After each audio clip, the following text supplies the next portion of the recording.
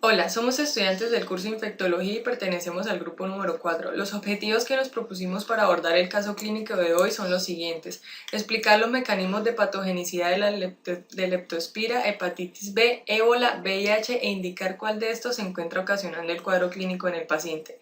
Para resolver el caso nos hicimos la siguiente pregunta: ¿de qué manera se puede realizar un diagnóstico diferencial efectivo entre las posibles entidades que presenta el paciente, como son leptospirosis, hepatitis B, ébola y VIH? Tenemos un paciente de sexo masculino de 25 años de edad que entra al servicio de urgencias con un cuadro clínico caracterizado por síndrome febril, compromiso de estado general, astenia, cefalea frontal intensa, ictericia leve de piel y mucosas, coluria. No presenta colia, dolor abdominal difuso, oliguria, gingivorragia, petequias y equimosis. Tiene antecedente de ingesta de alcohol desde los 18 años, niega fiebre tifoidea, enfermedades de transmisión sexual, dengue. Además, niega transfusiones, hepatitis y diabetes mellitus tipo 2. No tiene vacuna para hepatitis B, dice haber tenido contacto con trabajadoras sexuales en África. Al examen físico se observa presión arterial disminuida, frecuencia cardíaca en un rango normal, temperatura levemente disminuida, saturación de oxígeno disminuida, frecuencia respiratoria aumentada. A pesar de esto, se encuentra consciente y orientado, presenta mala perfusión periférica, piel fría y sudorosa y tiene inyección conjuntival bilateral.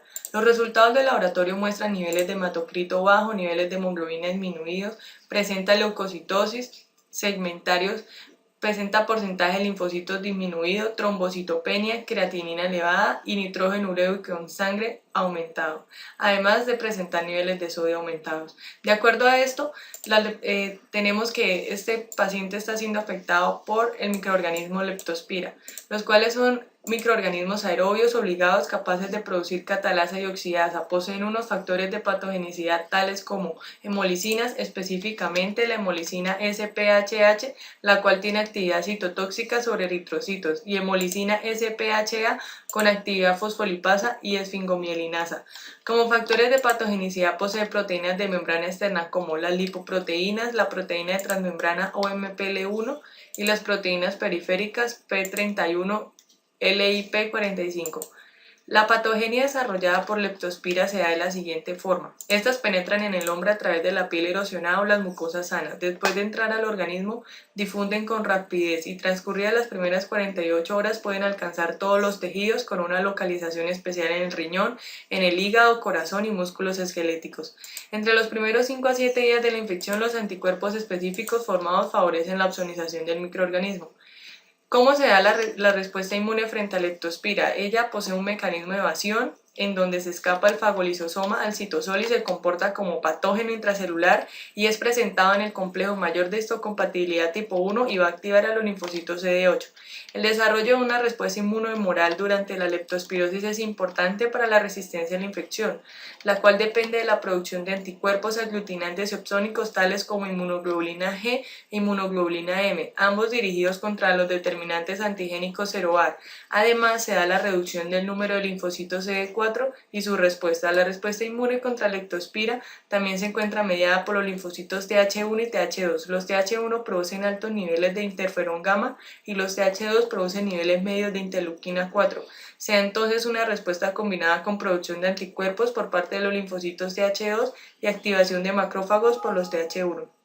Las leptospiras virulentas son resistentes al complemento y a la muerte por los neutrófilos del huésped no inmune, pero son rápidamente eliminadas por la presencia de los anticuerpos específicos.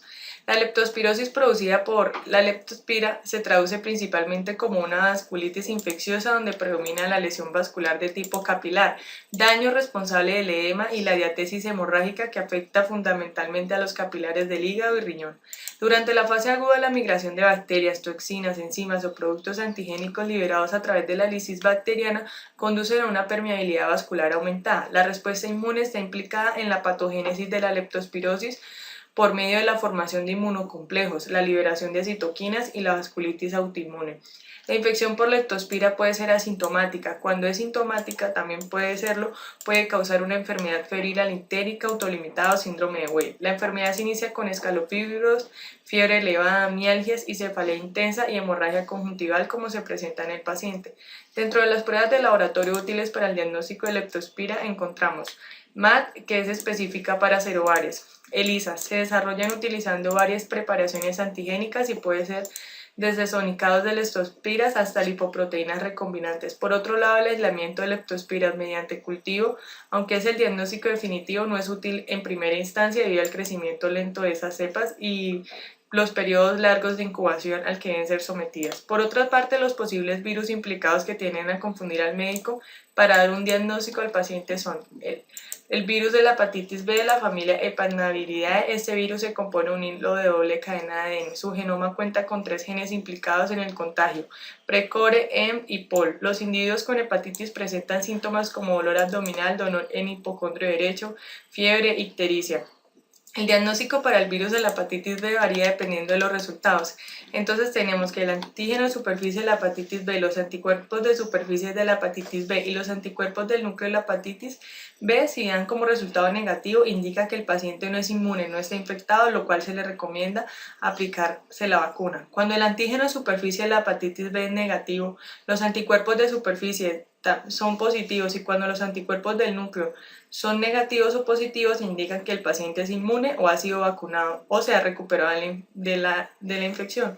Por otro lado, si el antígeno de superficie de la hepatitis B da positivo, los anticuerpos de superficie son negativos y los anticuerpos del núcleo son negativos o positivos, indica que la infección es aguda o crónica y el paciente estaría infectado por el virus y puede contagiar a otros. Si el antígeno de superficie y los anticuerpos de superficie dan como resultado negativo y los anticuerpos del núcleo dan como resultado positivo, indica que el examen no está claro y debe repetirse.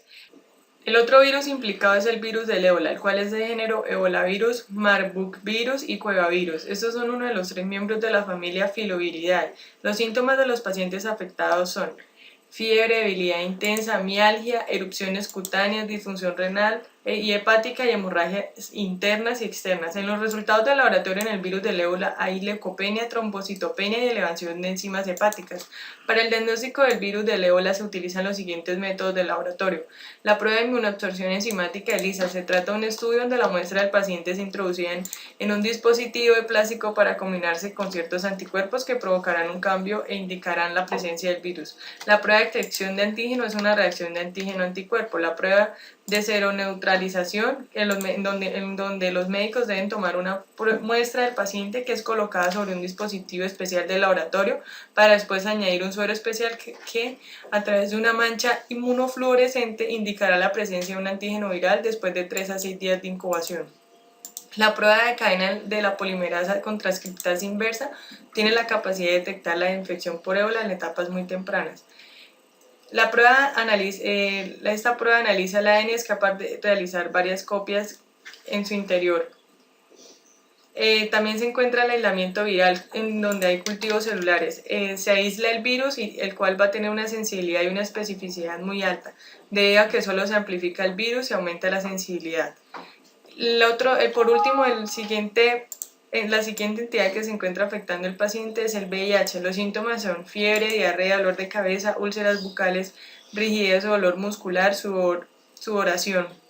Las pruebas serológicas para el VIH utilizadas son la prueba de ELISA para el VIH 1 y 2, y si da negativo se descarta, pero si da positivo se debe solicitar Western blot para VIH 1. Si da positivo se observará 2 bandas de proteína del virus como GP120 y GP24, lo que indica la confirmación del VIH. Por otro lado, si la Western blot da indeterminado, se le realiza PCR cualitativa, que es específica, lo cual indicará que el paciente estará infectado o no por VIH. Como conclusión tenemos que las manifestaciones clínicas de la leptospirosis son consecuencia de los daños provocados en la capa endotelial de pequeños vasos.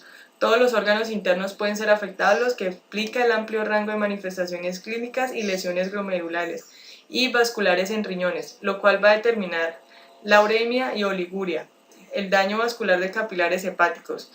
En ausencia de necrosis hepatocelular, eso va a causar la ictericia. La inflamación de las meninges causa el dolor de cabeza. La trombocitopenia puede llevar al sangrado. Retomando la problematización sobre cómo hacer un diagnóstico diferencial entre los virus de ébola, VIH, hepatitis B y microorganismo leptospira, se concluyó que los síntomas que presenta el paciente pueden confundir al médico, ya que son similares entre ellos.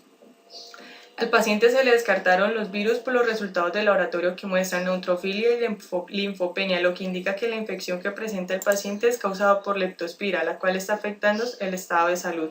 Por último, recomendamos revisar la siguiente bibliografía para ampliar este tema. Esta fue en la cual nos basamos para desarrollar el caso clínico. Muchas gracias.